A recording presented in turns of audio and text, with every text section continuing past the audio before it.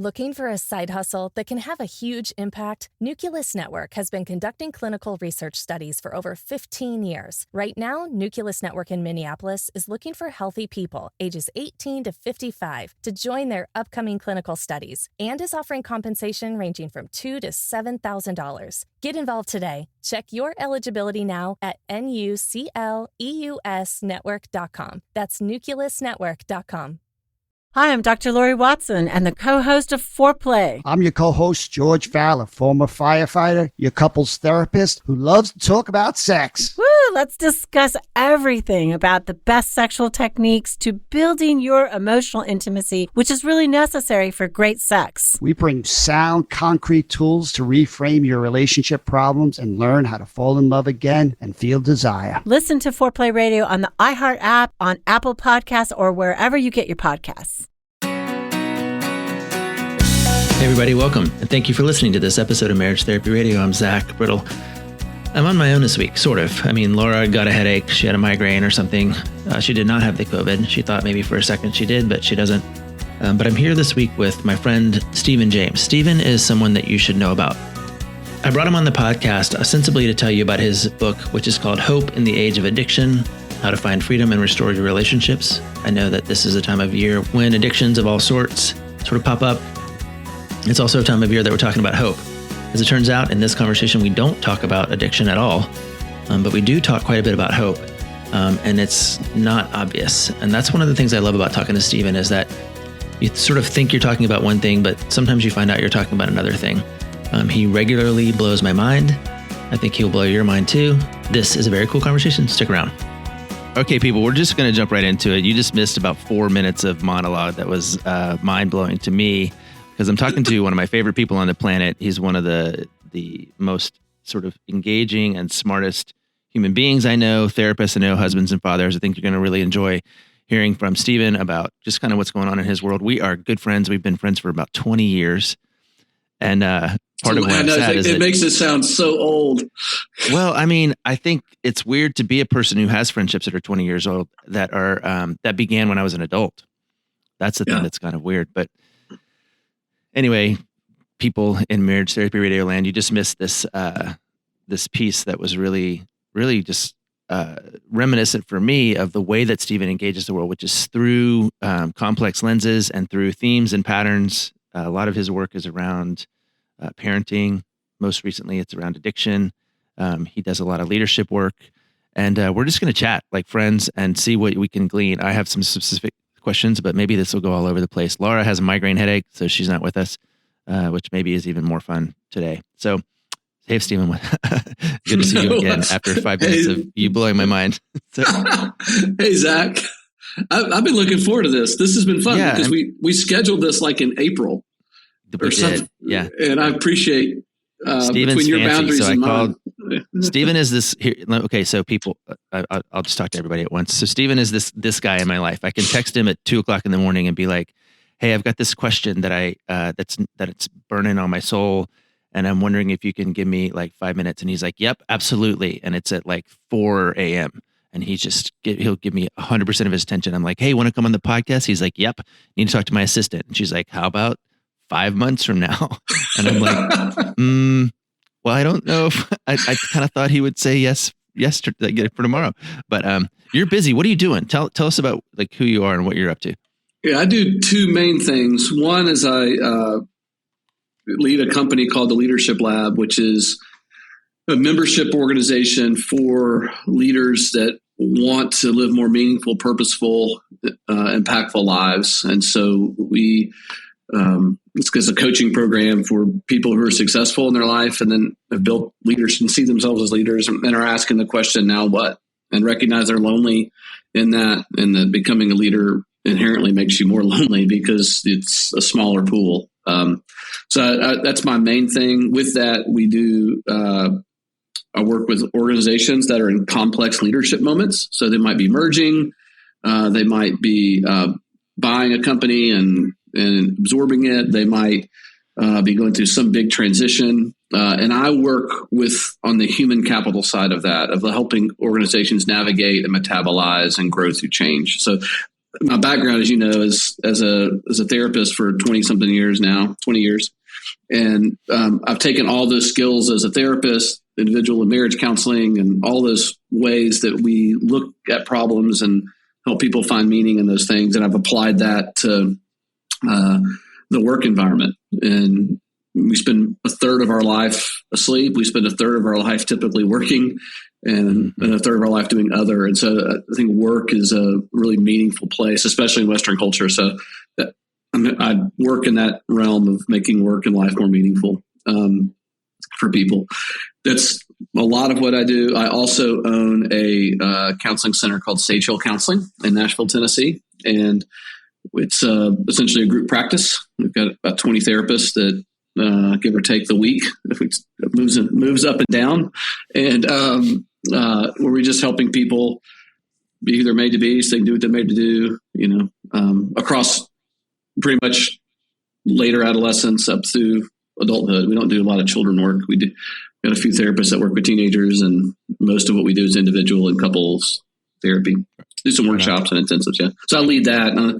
I don't do much therapy anymore, direct therapy services, but I train therapists and help them think about the work that they do.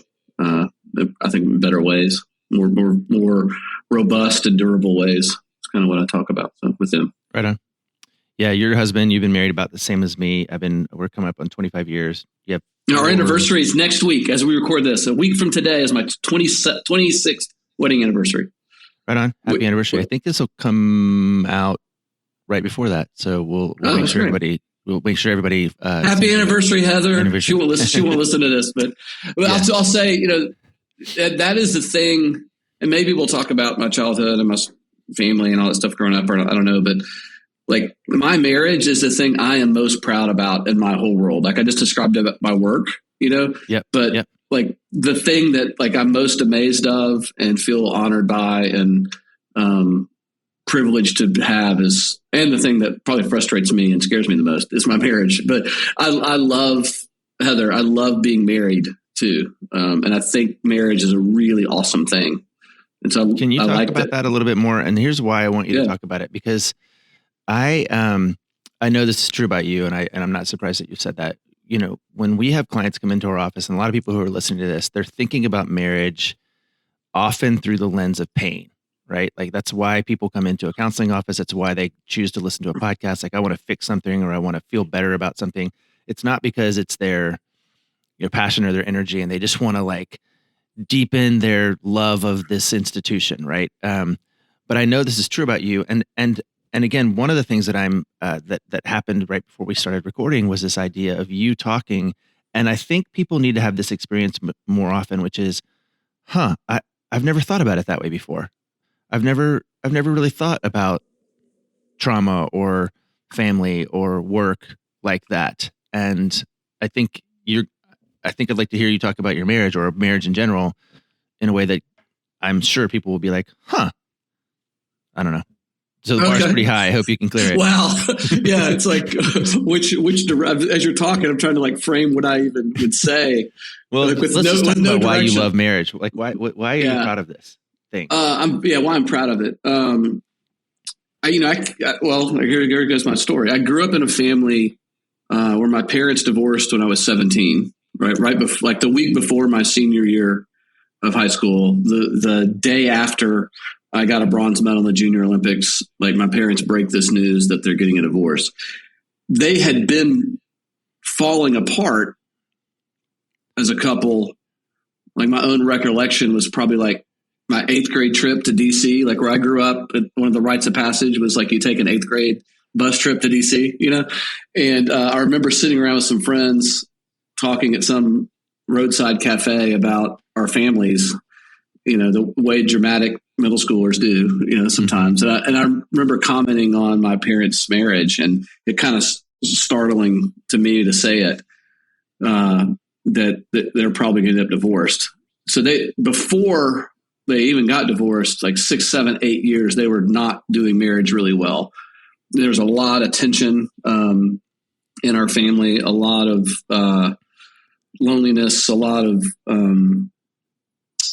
for me as a kid, it was like a super lonely place. For them as a couple, there was a lot of tension. It just was not a restful place to be, was at home. So I spent a lot of time being gone from home. So that's part of the background, right? Is sure. This family that didn't really work well as a family, and a lot of independence. I met Heather in college, and she still is very beautiful, and she was very beautiful then. And so as a college student, that's kind of you. That's for sure. Yeah, she's what I so overkicked my coverage. She's smart, she's beautiful, she's funny, she's strong. And really the thing that attracted me the most to her was that we were out one night and I was pontificating about something, and she said, "That's bullshit." Like, she called me on it, and I was like, "Who is this woman?" And so it was her standing up to me was actually the thing that I found the most attractive to her. It was very engaging. We fell in love, and you and I are different than the generation that's like the generations after us. For us, getting married was a rite of passage. It was part of becoming an adult, right? Yep. Something has shifted in our culture in the last 15 years or so. That the idea is that you grow up, you get your life together, and then you get married. For us, getting married was part of becoming a grown up. It was what we did. I think there's actually some evidence that it does help you mature. That not getting married actually delays your maturity. There's this thing called second adolescence now, where there's some actually brain science around not getting married and having children keeps your brain from entering into a level of maturity. So now we've created this thing for people in their 30s called second adolescence or delayed adolescence. It's a whole new psychological phenomenon of people not maturing. Anyway, sorry, people, if you're not. If you're listening to this, you're probably married or want to be or have been. So I'm not insulting you too much. I got married out of love of my wife and desire to want to be with her, out of a sociological drive to mature and become responsible grown up and move through my own maturation.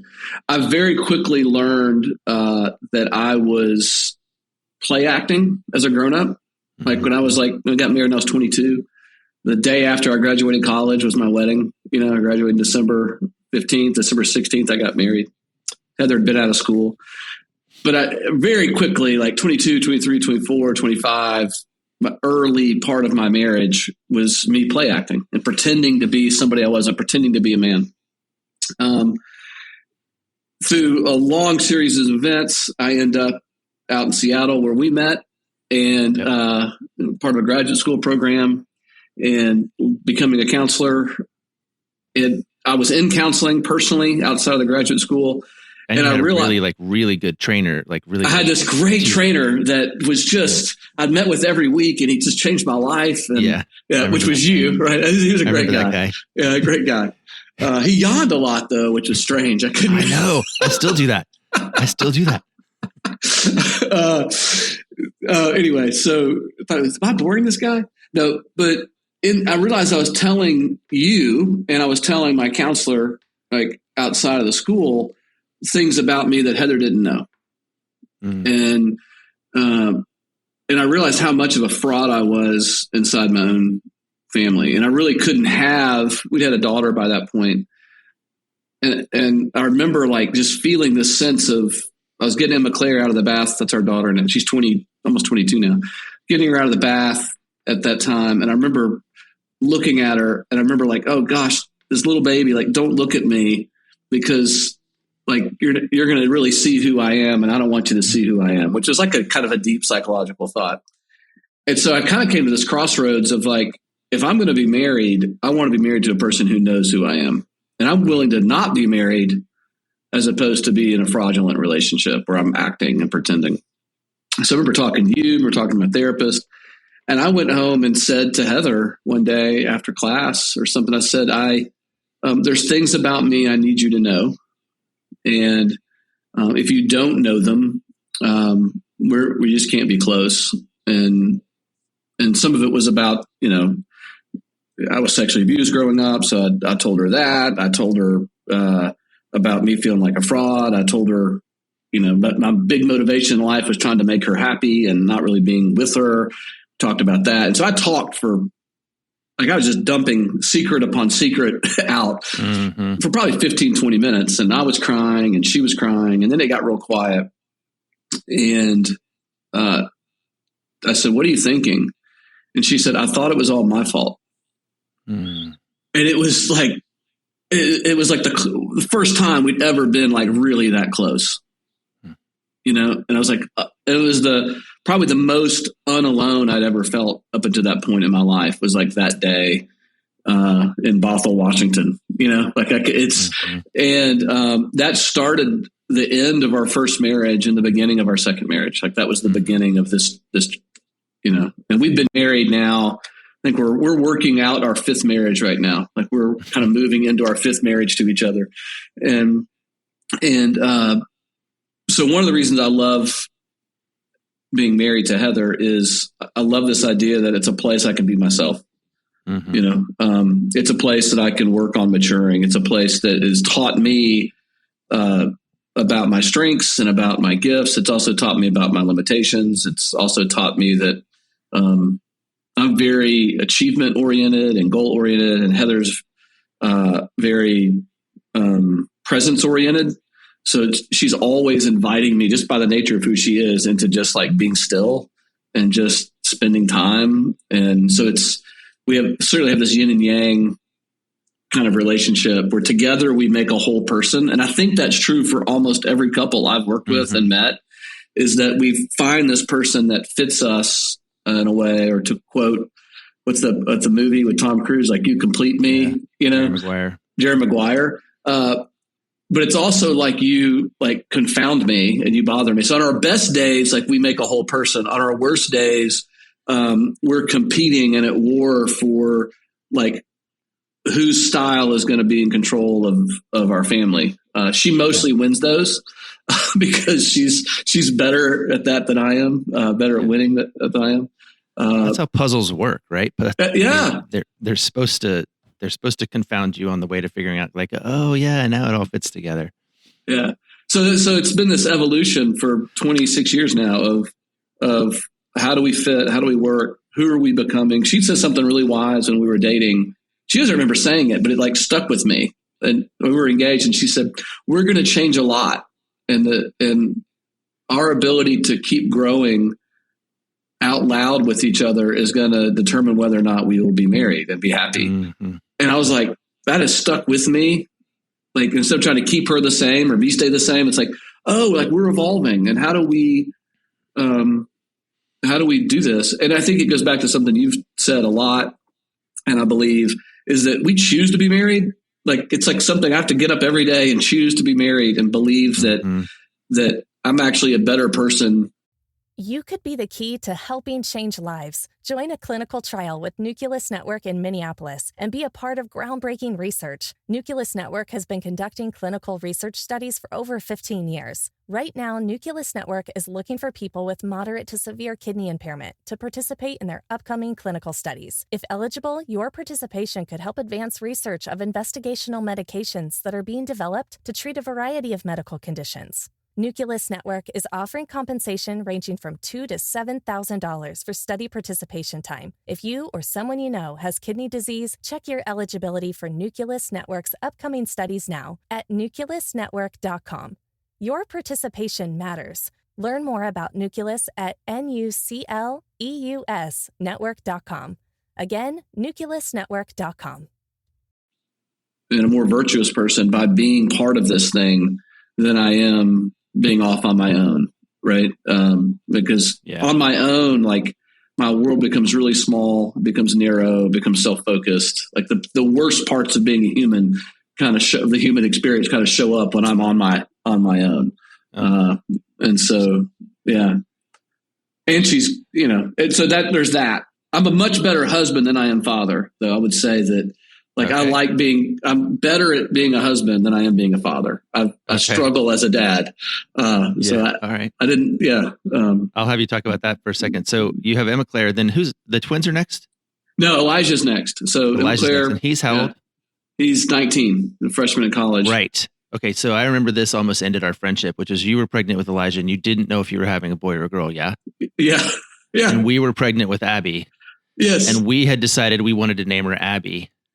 And you were like, if it's a girl, we might name her Abby. And I was like, and he was going to be born first. And I was like, if you do that, if you take the name that I have picked for my kid, we will never be friends. And I remember when Elijah was born and he was a boy, and I was like, yes, I get to, I don't know what that's about, because we had lost another name to a cousin. Abby wasn't our first choice, but it's absolutely the right choice. So I'm glad Elijah is Elijah.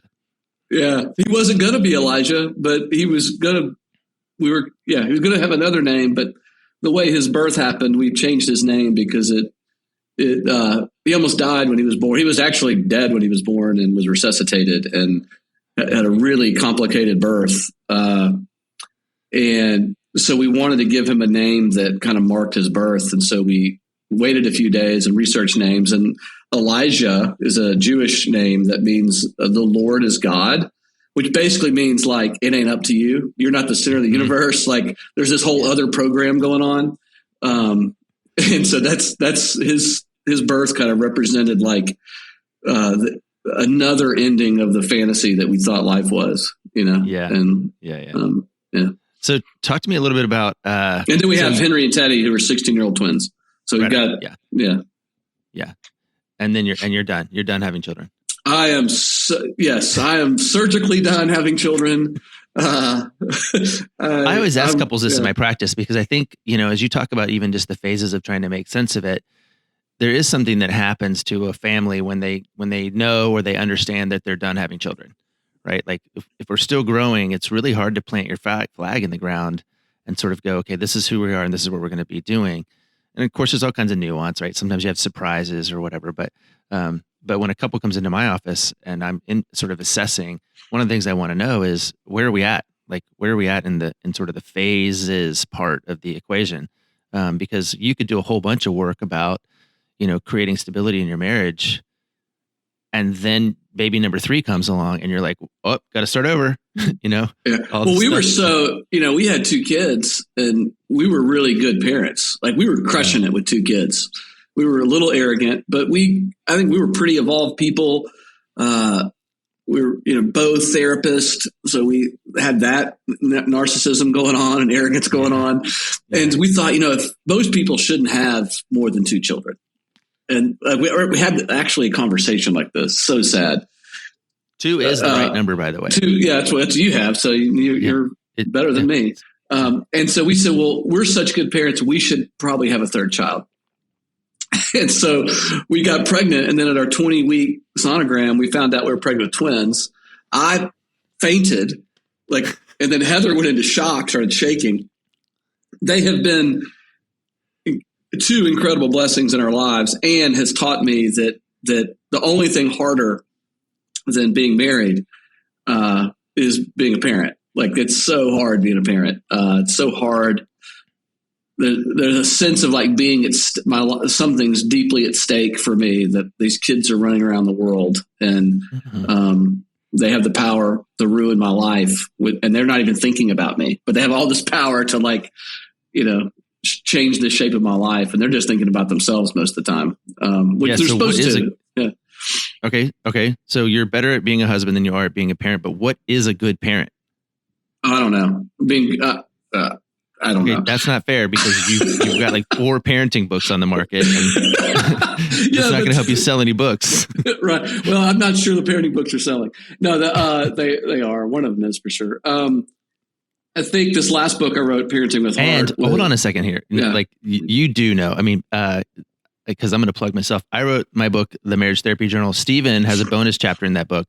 So if you're interested in this interview and learning more about parenting, you should buy my book. And I'm going to tell you why. Actually, Stephen's going to tell you why he's a great parent and what he has to offer you. Here you go. 3, 2, 1, go. Your children need you as a person. They don't need you to be perfect for them. And they don't need you to chart their life in a way that's going to inoculate them from heartache and trauma and anxiety. And this movement that we've been, this psychological movement that started in the 60s, and we can thank James Dobson for leading the way and all the other people that came around him, that we can program a family in the right way that somehow is going to produce a product called a child has created so much neuroticism and anxiety and depression and addiction. And like, it has just fueled this massive problem, which ends up creating a child-centered home or a parent-centered home, which are both not really relational. And this idea that parents have some responsibility beyond, like they're supposed to like create some product called a child, is it ends up creating all kinds of problems, right? And we've had this conversation several times, so I know what you mean by this, but maybe others don't. So I'll ask you a couple of sort of bullshit meter questions, which is, what do you mean? What do you mean a parent-centered home isn't relational, or child-centered home isn't relational? That's actually what it is. It's relational. Okay. Thanks for asking about that. Relationship means like both people matter equally, right? And when I've centered a family system around just the needs of the child and making sure that the child or the children get all of their needs met, right? And then I back out like what I need. If there's any margin left over, like I'll take care of me. Then like you end up like creating a lot of anxiety for a child, because the child intuitively like starts internalizing this idea that I've got to be okay or successful or well-rounded or whatever the values of the family are in order for mom and dad to be okay. Right? Like they start internalizing a lot of pressure and a lot of anxiety. And so the child's only left to then live at least a double life, like they have their own private internal world and then some other external reality, which is great for our business because those people show up in counseling years later. So it's thanks parents for doing that. Right. So that's not helpful. The other model where then it's a parent-centered home and the child is just adjacent to the parent's agenda, but a parent's life, leaves both the parent and the child really lonely. And so then the child's seeking this relationship it's looking for, this confirmation and affirmation it's looking for from the parent. And, old phrases like only speak if you're spoken to, or, it's because I said so, like things like that. Ooh, it was right on the tip of my tongue. Yeah. Like those are hallmarks of a parent-centered home.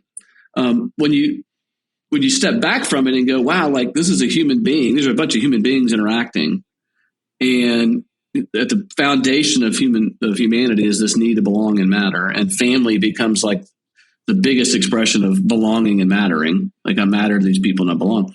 And you go, wow, the authority or the power I have in this child's life is only because I was born first, and that we have our worth is equal. It's not greater or less. Our gifts are different. Then you start leaning into this responsibility as a parent to participate in the mystery of who this child's becoming and who you're becoming alongside at the same time, right? And so it's a much wilder ride, but a much more human, relational, give and take, learning posture than it is like I've got all the answers. Or how I encounter most parents is I've got a lot of anxiety and shame that I need this kid to fix for me. My kid turns out this way, then I'll right, whatever right is for that parent, then I'll be okay, And I think that's a disservice to parents. It actually, there's all kinds of problems that go along with that. But so that's what I mean, like not relational, that it's not a mutual co-creation of a relationship. Yeah. You know that Zach and I are huge fans of getting support, and that is why we have partnered with BetterHelp to put you in contact with licensed professional counselors in your area. Tap into the world's largest network of licensed, accredited, and experienced counselors who can help you with a range of issues, including depression, anxiety, trauma, grief, relationships, and more. With BetterHelp's counselors, you get the same professionalism and quality that you would expect from an in-office counselor. With the ability ability to communicate when and how you want, whether it be messaging, through the phone, or video conferencing. The matching process is quick but thorough. Look, I know that a lot of therapists are booked out and difficult to get into, but don't let that stop you from getting the support that you need. The cost is less than half of what Zach and I charge, which is kind of unheard of. And when you register with BetterHelp, you are supporting Marriage Therapy Radio. Go to trybetterhelp.com MTR. So it's trybetterhelp.com/MTR to register with BetterHelp. TRYBETTER help, HELP.com/MTR, and you receive a special discount as a Marriage Therapy Radio listener. How do you support or direct or parents who come into your office and you can sort of suss that out quickly that there's something going on, but more importantly, it's different. Like she's like child-centered home and he's like parent-centered home. What do you have for them? I ask a lot of questions. Like I probably used to give more answers than I do now. Mm-hmm. Now I'm in a place where I just ask a lot of questions, and I might point out. I would definitely do point out, like, well, sounds like this is important to you.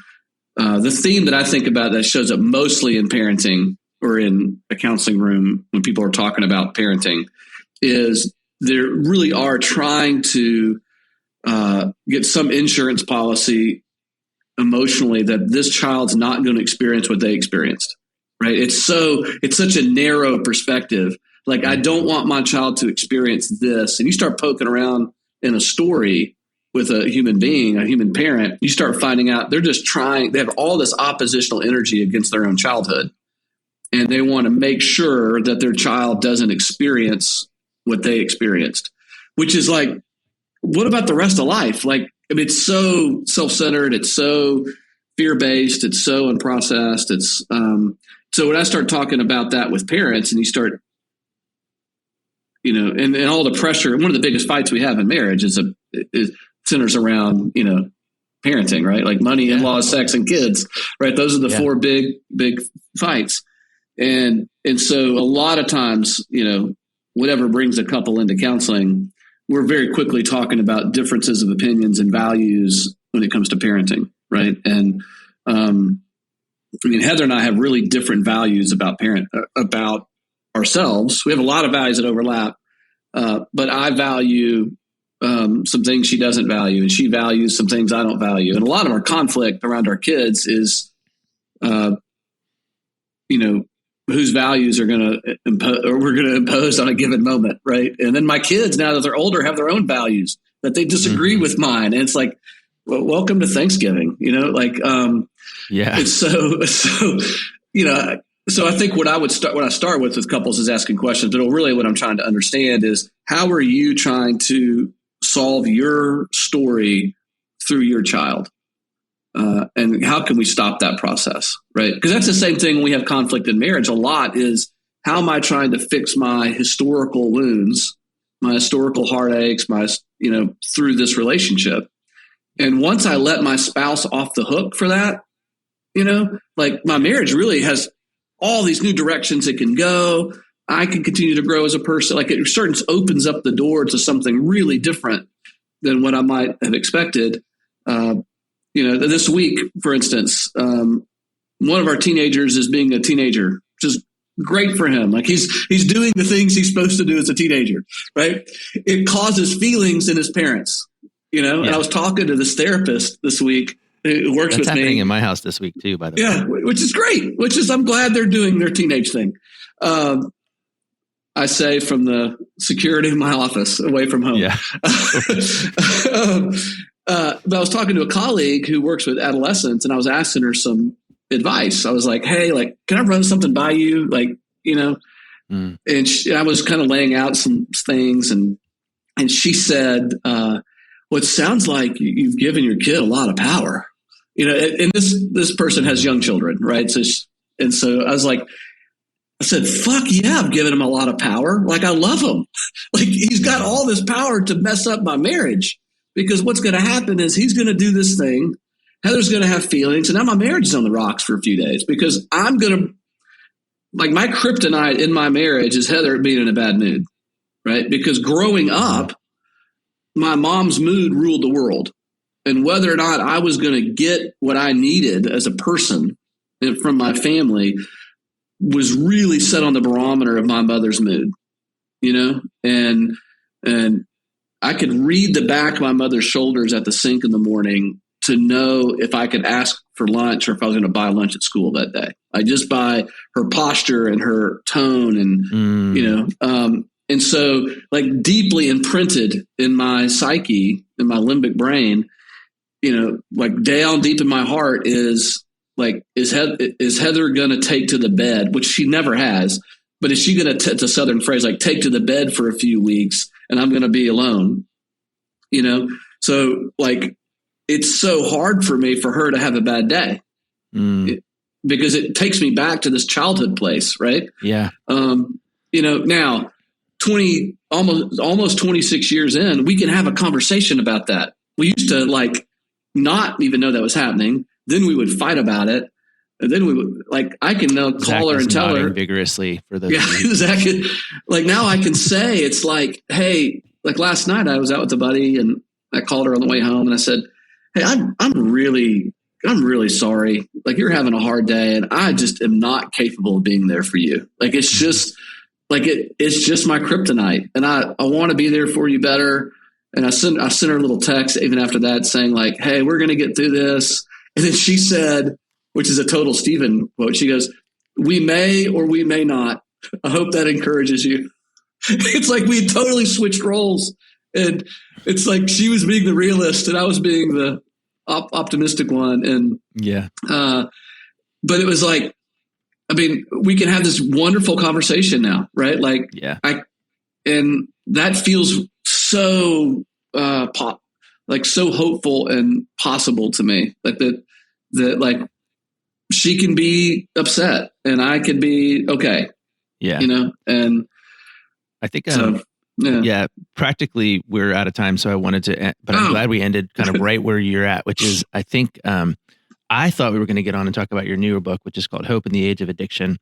I don't want to open that can of worms right now, but for those of you who've enjoyed this conversation, you should check it out, particularly if addiction is present in your world and in your life, because I think the thing that you just ended with is the thing that I hope we've been talking about, which is hope, right? That that you're not stuck, and that it's a journey and it's complicated. You have sort of embedded themes that I know are sacred to me and you both. This idea of curiosity is really valuable, and that sometimes, the journey is, what is it? The journey with you is worth the fall or whatever. But it's like, I think people get so caught up in their momentary pain, and I need to do this better, that we have to remember that it's part of a larger story. It's part of a much, much, much larger story that is being told in and through us. And, for me, the hope of parenting, and I think of my marriage, is being in an adult relationship with my kids and having that be something that is fruitful and enjoyable and that is not based on or even meaningful them or me, but like, God, I feel like I didn't even I'm sorry, our time's up. I don't think I said anything helpful. Maybe someone will put a comment on the thing and say, no, that really was helpful. Well, it's helpful to me. I mean, I think I need to have conversations like this more often in my life. And I think people probably do as well. Just where you can kind of let kind of the truth roll out. And when I say the truth, I mean kind of the truest thing about the truest thing. It's the truth that your marriage is hard and that your partner is annoying and that your kids are assholes. But the truest thing is that we're all in this together, right? Like, what did you say about Elijah's name? Like, the Lord is God. Like, it's not but then right after that you said, we're not the center of the universe. It's not up to you or something like yeah. So part of what we have to do is take care of our stuff and make sure that we show up as effectively and as with as much integrity as possible in order to make some of these things easier. I know you're wrapping up, but I think that is like the greatest courage a human can offer is like, how do I show up in a world that is wrought with heartache and disappointment, trauma, despair, right? Knowing that like that could happen, but what also could happen is like beauty and play and freedom and possibility and hope. Like you can't have hope without the real possibility of despair. Like it has to, hope only exists because despair exists, right? And, And man, that's parenting, that's marriage, right? So, right on. Yeah. Well, thank you, Stephen. Is there, how should people learn more about you if they want to? I mean, there's books on Amazon. Probably my most popular book is Wild Things, Art of Nurturing Boys, which is a great book. And there's other books along those lines. If you're a leader and you want to be part of a meaningful community of other leaders, you can look up the leadershiplab.co. I think there's a podcast called the Living Fully podcast with Sage Hill that I do periodically, which is me just having good conversations with smart people. So you can check that out. You were on recently. We had a Zach Brittle sighting recently on the podcast. Yeah, that was fun. Yeah. So those are some ways. All right, dude. Well, thanks for coming on, and we'll make sure that people know how to find you. And as always, it's a pleasure talking to you. Thanks, man.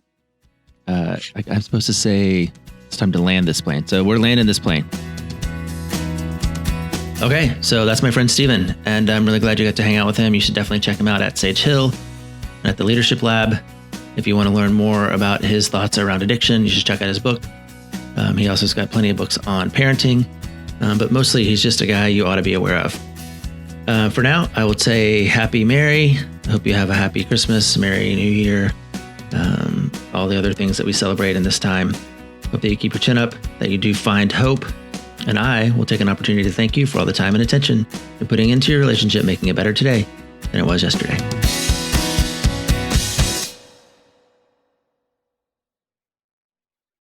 You could be the key to helping change lives. Join a clinical trial with Nucleus Network in Minneapolis and be a part of groundbreaking research. Nucleus Network has been conducting clinical research studies for over 15 years. Right now, Nucleus Network is looking for people with moderate to severe kidney impairment to participate in their upcoming clinical studies. If eligible, your participation could help advance research of investigational medications that are being developed to treat a variety of medical conditions.